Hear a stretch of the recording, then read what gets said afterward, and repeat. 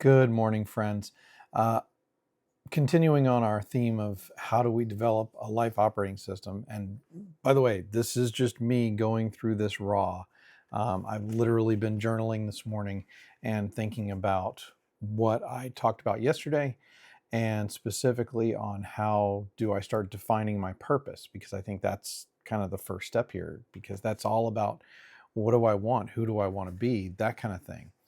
And I think I came up with some relatively interesting questions that I'm going to create probably some kind of worksheet to go through for myself. And it comes down to a few questions like, what do I care about? What topics do I read, watch, YouTube videos, that kind of thing. What problems frustrate me? Because those are things that I might want to attack or tackle. What kinds of people do I admire? What kinds of people would I want to model my life after? Um, what gives me energy? What are the things that excite me? What activities have I started in the last 6 months that I was excited to start?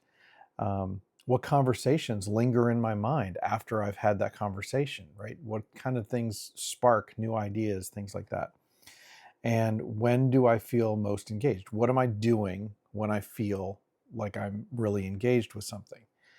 And then kind of an anti point here is uh, what pain am I willing to endure? Are there things that I'm willing to do to get to a certain endpoint or result that I'm willing to endure some uncomfortableness around?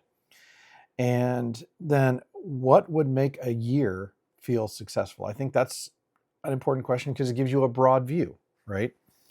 And one of the things that I thought about is probably separating this out into the three major domains of my life: my personal, my work, and then the all things MSP, my kind of side hustle, passion project thing.